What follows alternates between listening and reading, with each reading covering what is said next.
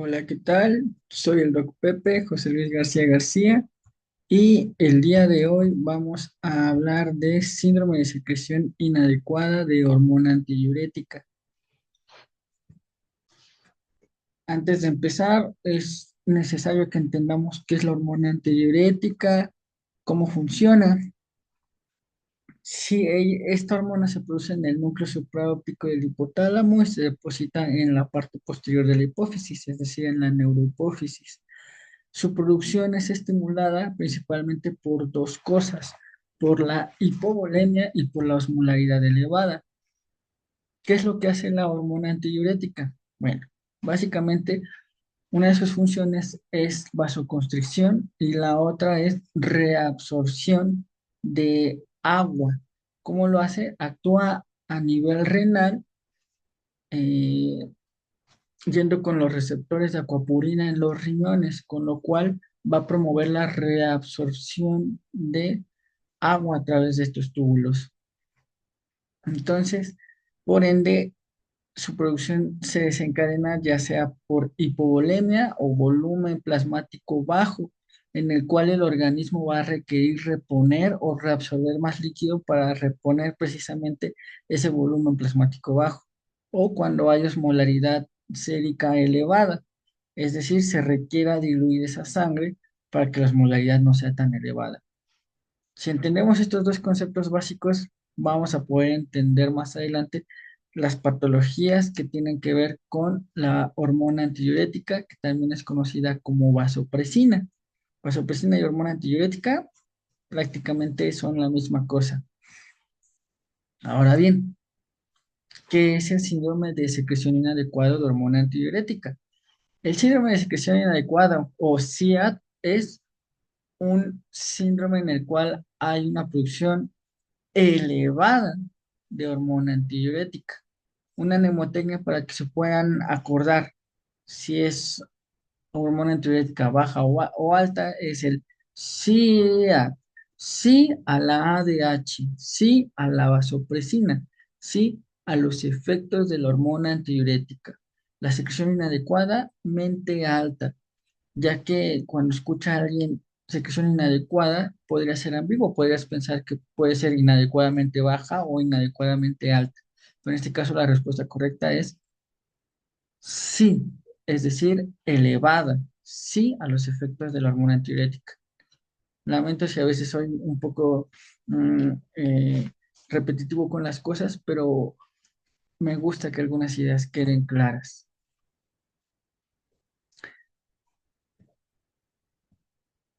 Dentro de el cuadro clínico del síndrome de secreción inadecuada de hormona antidiurética, vamos a encontrar que el síntoma o el signo pivote es una hiponatremia severa. Usualmente son pacientes hiponatrémicos con hiponatremia euvolémica, es decir, no están encharcados y tampoco están deshidratados, sino que el volumen plasmático pareciera que es normal, a expensas de que hay un sodio bajo.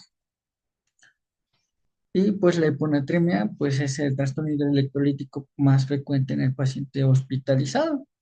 Se clasifica en leve, moderada y en severa. En leve, según el artículo de New England, va de menos de 135 hasta 130 milimoles sobre litro. Se presenta en un 15 a 22% de los pacientes hospitalizados y en el 7% de los pacientes ambulatorios. La hiponatremia moderada es un sodio sérico menor de 130 a 125 y se presenta en 1 a 7% de los pacientes que están hospitalizados. Y pues finalmente tenemos la hiponatremia severa, que es un sodio plasmático menos de 125. Y generalmente el paciente puede presentar datos neurológicos como confusión, alucinaciones, convulsiones e incluso coma. También datos moderados como son cefalea, debilidad, disgeusia. Y las personas que tienen hiponatremia crónica suelen ser asintomáticos, aunque pueden tener mayor predisposición a otros déficits neurológicos que puedan producir caídas. Y es más común entre mujeres que entre hombres. Entonces, el dato pivote es una secreción inadecuada. de hormona antidiurética es hiponatremia isovolumétrica o normovolémica.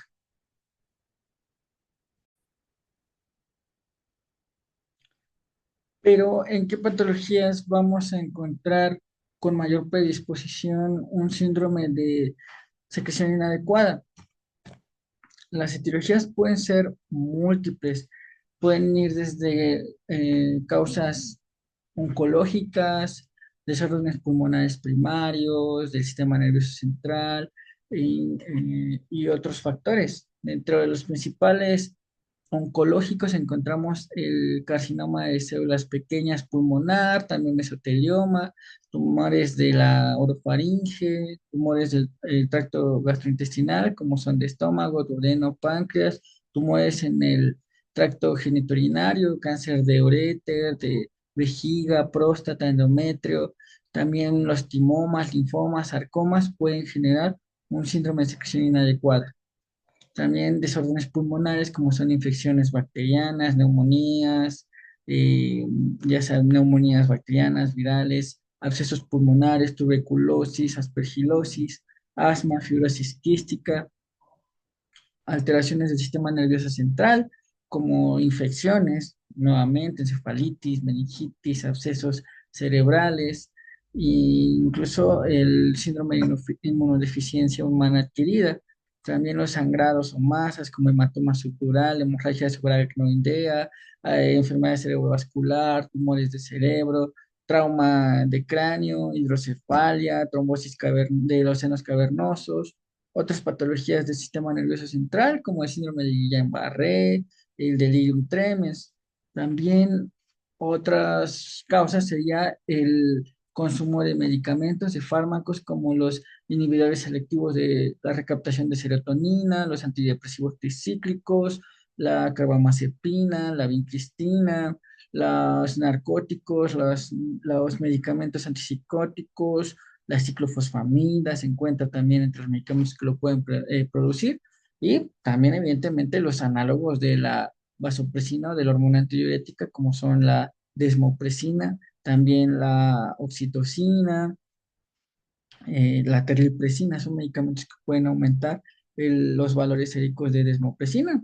También existen causas genéticas, idiopáticas, como dice el doctor House, si es idiopático, no encontramos la etiología, o sea, de una etiología criptogénica que no sabemos cuál es la causa. También las náuseas, el dolor, el estrés psicológico pueden aumentar los niveles de vasopresina. Entonces, como ya hablábamos al principio, la hiponatremia narcovolémica es el síntoma pivote para sospechar en un síndrome de secreción inadecuado de hormona antidiurética. También tiene otras características esenciales, como es una osmolaridad efectiva disminuida, que sea menor de 275 miliosmoles por kilogramo de agua.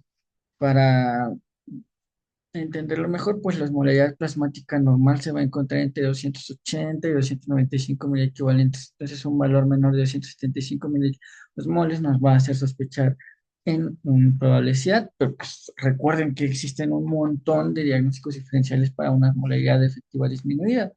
También nos va a ayudar la osmolaridad urinaria, calcularla, que suele ser de más de 100 milosmoles. Eh, la euvolemia clínica, acuérdense, un paciente hiponatrémico, usualmente lo que esperarías es que esté encharcado por dilución, pero no, tienen euvolemia, hiponatremia euvolémica, no tienen datos clínicos de depresión de volumen del líquido extracelular, es decir, no hay ortostasis, no hay taquicardia, ni disminución de la turgencia de la piel o sequedad de las mucosas, no hay signos clínicos de volumen excesivo del líquido extracelular, no hay ascitis, tampoco edema. El sodio urinario se encuentra en más de 40 milimoles sobre el litro con una ingesta dietética normal de sodio y la función tiroidea y suprarrenal son normales. Acuérdense que alteraciones de la suprarrenal y alteraciones tiroideas, por ejemplo, el hipotiroidismo nos producen una hiponatremia secundaria. Eh, Incluso el uso de diuréticos también pueden generar una hiponatremia, pero si el paciente no tiene ninguna de estas situaciones, hay que sospechar en un SIAD. Vamos a aterrizar un poco más estos términos de la osmolaridad efectiva. La osmolaridad efectiva, para empezar, tiene que ser con un sodio corregido. Y acuérdense que el sodio disminuye 1,6 mil equivalentes por cada 100 miligramos sobre decilitro de glucosa que aumenta el paciente de sodio. Entonces, en pacientes que tienen crisis glucémicas, el sodio va a disminuir. Por lo tanto, lo vamos a corregir con fórmulas. La fórmula simplificada que se utiliza en mi hospital es glucosa menos 100 por 0,016 más sodio, el sodio sérico que tenemos, tomando en cuenta pues que el sodio plasmático disminuye esos 1,6 mil equivalentes. Entonces, nuevamente, el sodio corregido es igual a glucosa menos 100 por 0,016 más el sodio sérico. Es decir, al sodio sérico le vamos a aumentar 0,016 o 1,6 mil equivalentes.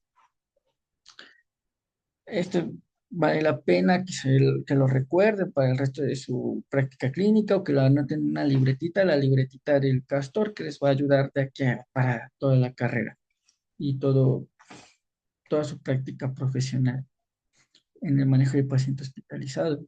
También, pues, tomando en cuenta la osmolaridad urinaria. ¿Cómo podemos obtener la osmolaridad urinaria si no tenemos ese parámetro en nuestro examen general de orina? Pues muy fácil, a partir de la densidad urinaria que nos marca la tira o el reporte del examen general de orina. La osmolaridad urinaria es igual a la densidad urinaria menos 1000 y se multiplica por 35 y ya con eso nos va a dar la osmolaridad urinaria que tenemos en un paciente. Y recuerden, esperamos tener una osmolaridad urinaria menos de 100 milismoles por kilogramo en estos pacientes. Y el sodio urinario suele estar exageradamente alto, a pesar de que el paciente está consumiendo una cantidad promedio de, de, de- de sodio. Entonces, algo muy importante que me estaba pasando es, sí, vamos a medir la osmolaridad urinaria con el sodio corregido. Entonces, ¿cuál es la fórmula para la osmolaridad urinaria?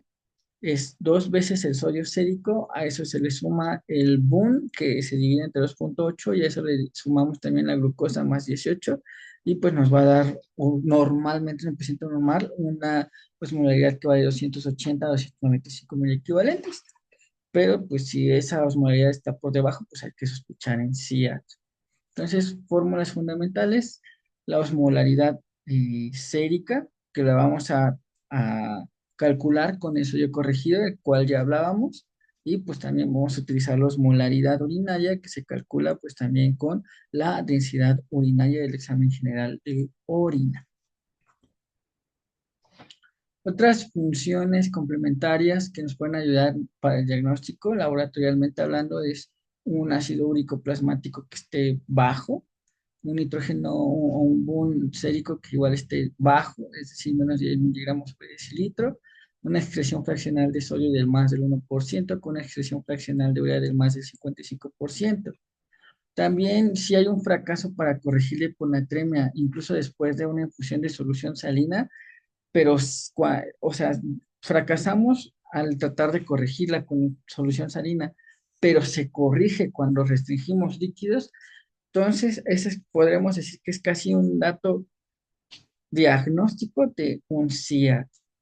También podemos encontrar niveles elevados de vasopresina en plasma, a pesar de una presencia de hipotonicidad y una euvolemia clínica. Entonces, mucho ojo con esos datos. ¿Cómo se va a manejar el SIAD? Bueno, ya hablamos previamente de que estos pacientes tienen una causa subyacente, entonces el único tratamiento definitivo es eliminar esa causa subyacente. Por ejemplo, en pacientes que tienen algún tipo de tumor, pues hay que brindarle una terapia antineoplásica. O en el caso de que encontramos de que el paciente está utilizando algún medicamento, uno de los medicamentos que están en la lista de los que pueden producir un SIAD, pues evidentemente hay que descontinuar el medicamento que lo está generando. Para los pacientes que están sintomáticos y tienen hiponatremia severa y pues que se sabe que se ha desarrollado en un lapso de menos de 2 días, pues la experiencia clínica sugiere que está justificado un tratamiento rápido y el objetivo es elevar el nivel de sodio sérico de 1 a 2 milimoles por litro por hora mediante una infusión de solución salina al 3%. Esto como se ha hecho mediante los protocolos SARSA, que nos habla de que tenemos que estar administrando bolos de solución salina, 200 mililitros de solución salina al 3% cada 20 minutos y hacemos una medición nuevamente de ese sodio sérico, aunque pues a veces no se cuenta con ese recurso o con esa cantidad de, o el paciente no quiere ser pinchado tantas veces, pues tal vez ahí no sería tan buena idea hacer la reposición de sodio de acuerdo al protocolo SALSA. También existen otras alternativas, como es reponerlo por androgemadías, que pues los médicos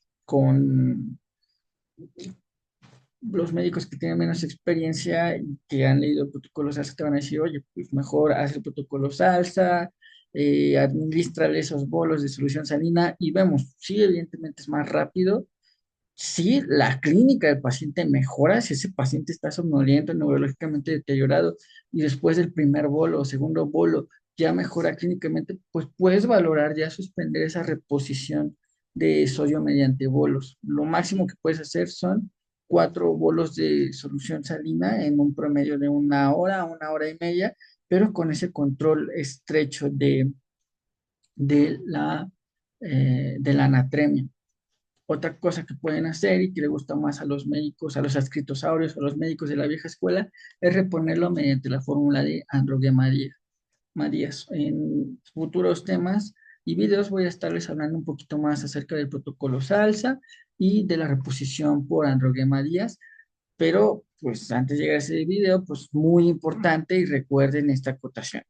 La corrección de sodio no debe de ser de más de 8 a 10 milimoles en 24 horas y no más de 18 milimoles en 48 horas. Entonces, también hay que ser juiciosos con cómo reponemos el sodio, porque si bien la complicación que más le tenemos es la mielinolisis póntina, no es tan frecuente, pero puede ocurrir. Pero a diferencia de esos pacientes que tienen hiponatremia aguda, los que tienen hiponatremias que tienen mayor duración y tienen un riesgo documentado de desmielinación osmótica, si el nivel sérico se corrige a más de 12 milimoles por litro durante un periodo de 24 horas, entonces tampoco hay que corregir tan rápido, a pesar de que el paciente no tenga hiponatremia aguda. Mm, Otro dato clave es que ese trastorno incluye melinolisis pontina central y extrapontínica y comienzan los pacientes con letargo, cambios afectivos, generalmente después de la mejoría inicial de los síntomas y seguido pues también hay mutismo, disartria, cuadriparesia espástica, parálisis pseudobulbar. Mucho ojo, o sea, podemos corregir ese sodio sérico y magia, uno dice, bueno, ya le mejoré los síntomas, quieres seguir corrigiendo ese sodio y por error le pasas más de 10 mil equivalentes, más de 12 mil equivalentes en 24 horas, ese paciente neurológicamente durante todo ese día probablemente no tenga deterioro neurológico y hasta tú digas, ya lo curé, ya le mejoré el sodio, recuperó la función neurológica y pasan 48 horas, incluso un poquito más menos, y el paciente nuevamente se deteriora. ¿Por qué? Porque hiciste la sobrecorrección de sodio y afectaste a las células de puente, hiciste mielinolisis póntina, pero la respuesta celular se produjo unas horas después de que tú hayas mejorado esa anatremia. Entonces, por eso hay que ser juiciosos. Acuérdense, la célula, si hay, se crena o se hace más grande o se infla de acuerdo al nivel sérico externo que tenga. Entonces, si hacemos esos cambios séricos muy rápidos, pues tenemos ese resultado de neurodegeneración celular a nivel del sistema nervioso central. Entonces, mucho ojo con las correcciones del sodio sérico. Finalmente, tenemos algunas áreas de incertidumbre. Por ejemplo, en los casos de desmielinización osmótica se sugiere el uso de desmopresina. También es difícil diferenciar una SIAD de un paciente que es perdedor de sal. Los procedimientos quirúrgicos típicamente aumentan los niveles de desmopresina, por lo que se recomienda el uso de solución fisiológica durante el perioperatorio mientras no haya hipernatremia presente. Entonces, mucho ojo, un SIAD siempre tiene una causa subyacente que se puede corregir, ya sea con la descontinuación del fármaco que lo esté causando. Hay que hacer al menos una radiografía de tórax a ese paciente, buscar algún nódulo pulmonar, algo que nos esté hablando de algún tipo de malignidad. Eh, Recuerden, los pacientes con infecciones pulmonares a nivel del sistema nervioso central pueden este, estar cursando con un SIAD, no necesariamente tener algún tipo de malignidad, pero pues no está de más descartarlo en un paciente hospitalizado. Pues nada, moraleja, cuando tenemos un paciente con SIAD, sospechar en otras patologías subyacentes, tratar de manejarlas y si queremos hacer las correcciones de sodio, no excedernos. Y pues sin nada más que decirles por el día de hoy, pues me despido, les mando un fuerte abrazo. Ya saben, si quieren mandar algún comentario, pregunta, dato curioso, en la caja de comentarios serán bien recibidas y yo trataré de responderles. Chao, chao.